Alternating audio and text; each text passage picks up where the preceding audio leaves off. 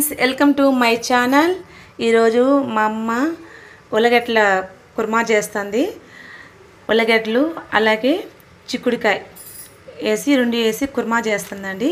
తనకు కావాల్సినవి కట్ చేసి పెట్టుకునింది. ఉల్లగడ్డలు, ఎర్రగడ్డలు, టమాటాలు, అల్లం, ఎర్రగడ్డ, తెల్లగడ్డ పేస్టు, అలాగే కొబ్బరి పేస్ట్ అండి. ఇవన్నీ కట్ చేసి పెట్టుకునింది. మా అమ్మ ఎలా చేస్తుంది మీకు చేసి చూపిస్తాను అండి. మా అమ్మ చేసి చూపిస్తుంది. అమ్మ కొబ్బరి, అల్లము, ఎర్రగడ్డలు, ఎర్రగడ్డ పేస్ట్ అన్నీ వేసుకునిందండి. అమ్మ టమాటాలు కూడా వేసుకునింది. అది వేసింది. టమాటాలు కూడా ఫ్రై చేస్తుంది. అమ్మ ఎర్రగడ్డలు కూడా వేసిందండి. వేసి బాగా కలిపెట్టేస్తుంది. అమ్మ తర్వాత వచ్చి ఉల్లగడ్డలు కూడా వేసింది. ఇప్పుడు ఇవి కూడా వేసుకుంటుంది.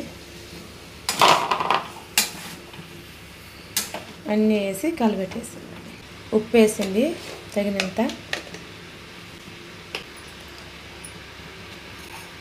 2 స్పూన్లు పసుపు, 2 స్పూన్లు మిరప్పొడి అన్నీ వేసి కలిపేస్తుందండి. బాగా కలిపేస్తుంది.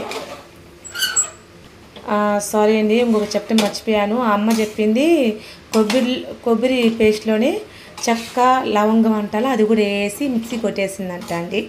నేను చెక్క, లవంగాలు వేయలేదేమ్మా అంటే వేసాను, దాంట్లోనే మిక్సీ కొట్టేస్తానని చెప్పింది. కొబ్బరి మిక్సీ కడిగిలా ఆ పేస్ట్ వాటర్ నిలుపుపోయేసిందమ్మ.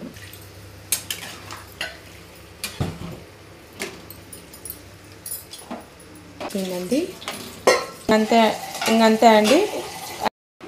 ఎలా వచ్చిందో ఓకే, ఉడకతాండి. ఇంకా కొంచెం ఉడకాలి. ఇంకా కొంచెం ఉడకాలండి.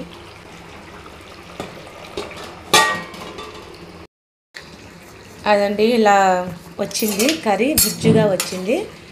ఇప్పుడు అమ్మ ఏదో వేస్తుంది, వేయించిన ధనియాల పొడి వేస్తుందండి. 2 స్పూన్లు వేసుకునింది అమ్మ. కలిపేసిందండి. ఇంకంతే అండి. ఇంకా దించేసుకొని రైస్లోకి కానీ చపాతీలోకి కానీ చాలా బాగుంటుందండి. ఓకే ఫ్రెండ్స్, మీకు కూడా మా అమ్మ చేసిన వంట మీకు కూడా నచ్చితే మీ ఇంట్లో కూడా ట్రై చేయండి. ఓకే అండి, like and share, subscribe. Bye.